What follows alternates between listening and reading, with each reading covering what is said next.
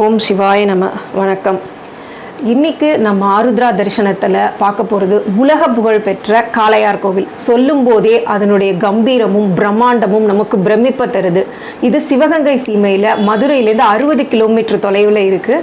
இங்கே உலகத்திலே இல்லாமல் 3 ஈஸ்வரன், 3 அம்பாள், 3 சண்டிகேஸ்வர், 3 பலிபீடம், 3 சூரியன், 3 சந்திரன், இப்படி எல்லாமே 3 தனித்தனியாக இருக்குது. இங்கே ஸ்தூல வடிவில் சோமேஸ்வரரும், சூட்சும வடிவில் காளீஸ்வரரும், அப்புறம் காரண வடிவில் சுந்தரேஸ்வரரும் இருக்கிறாங்க. முதல்ல மூலவர் சொர்ண காளீஸ்வரரை பற்றி தெரிஞ்சுப்போம். சொர்ண காளீஸ்வரர் சுயம்பு வடிவம். இவருக்கு ஆவுடை செய்யறதுக்கு தங்கத்தையே பாலா காய்ச்சி ஊற்றி ஆவுடை செஞ்சிருக்கிறாங்க. அதனால ஃபுல் அண்ட் ஃபுல் நேர்மறை எண்ணங்கள், பாசிட்டிவ் எனர்ஜி நம்மளுக்கு அங்கே போகும்போதே கிடைக்கும். இவர் 82 சதுர யுகம் பழமையானவர். ஒரு சதுர யுகம் அப்படின்றது 4 யுகங்கள். அது அப்பனா எவ்வளவு பழமையானவர்னு பார்த்துக்கோங்க. ஊர்ல இருந்து 6 அடி பள்ளத்துல இருக்கிறாங்க. ஸோ குளம் நிறைஞ்சிருச்சு அப்படின்னு சொன்னாலே இறைவன் மூழ்கிடுவாரு. இவரை சுத்தி 8 காளி கோவில்கள் இருக்கிறதுனால இவர் காளீஸ்வரர் ஆனாரு.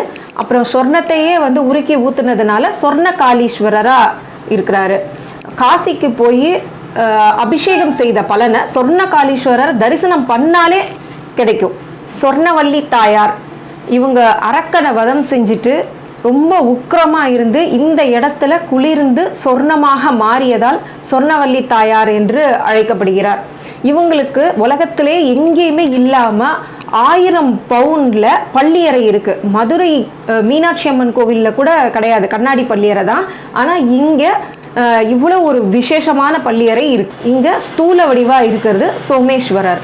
இவர் சந்திரன் சாபம் பெற்று நீங்கிறதுக்காக லிங்கம் நிறுவி வழிபட்டதுனால சோமேஸ்வரர் என்று அழைக்கப்படுகிறார். இவங்களுக்கு அம்பாள் சௌந்தரவல்லி தாயார். சௌந்தரம்னாலே அழகு. இவங்க ரொம்ப அழகாக இருக்கிறதுனால இவங்களுக்கு பேர் சௌந்தரவல்லி தாயார். மாரவர்மன் சுந்தர பாண்டியன் இவருக்கு பல வருடங்களாக குழந்தையே இல்லாமல் இருந்தப்போ இறைவன்கிட்ட வேண்டி சொர்ணத்தால் செய்த குழந்தைய இறைவனுக்கு சமர்ப்பிக்க போகும்போது குளத்தில் போடுமாறு ஒரு அசரீரி கேட்குது.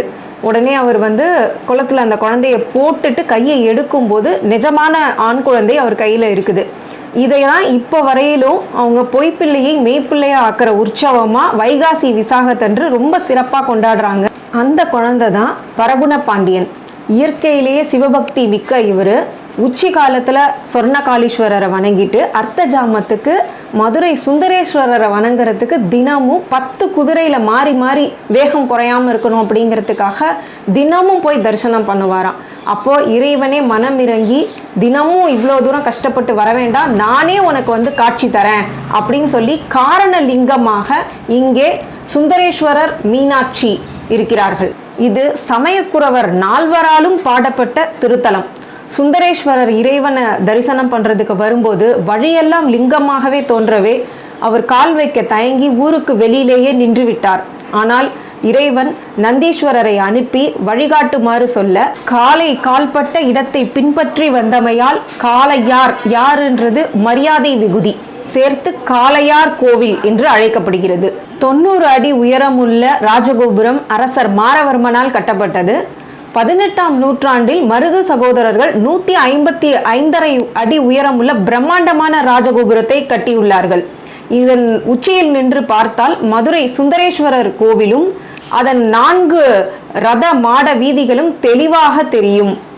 இந்த கோபுரத்துக்கு பின்னாடி உணர்ச்சிகரமான ஒரு கதையும் உண்டு. சுதந்திர போராட்டத்தின் போது மருது பாண்டியர்களை பிடிக்க முடியாத ஆங்கிலேயர்கள் காளையார் கோவிலை தகர்க்கப் போவதாக மிரட்டவே வேறு வழி இல்லாமல் கோவிலை காப்பாற்றுவதற்காக தாங்கள் ஆசையாய் கட்டிய கோபுரத்தை காப்பாற்றுவதற்காக சரணடைந்தனர். அவர்களோடு சேர்ந்து 500 பேரும் சரணடைந்து ஒரே நேரத்தில் தூக்கிலிடப்பட்டனர்.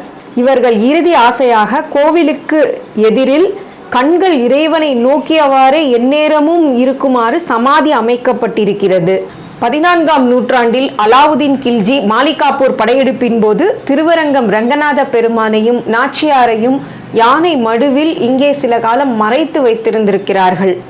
இந்திரன் சாப விமோசனம் பெற்ற தலமாதலால் நம்முடைய அனைத்து பாபங்களும் சாபங்களும் விலகி நற்பேரினை அருளும் திருத்தலமாகும். இங்கிருக்கும் சகஸ்ரலிங்கம் 1008 சிவஸ்தலங்களை ஒரே நேரத்தில் வழிபட்ட பலன்களை தரக்கூடியது. வாழ்வில் ஒருமுறையேனும் தரிசிக்க வேண்டிய பிரம்மாண்டமான உலக புகழ் பெற்ற பழமையான சிவஸ்தலம் தான் இந்த காளையார் கோவில்.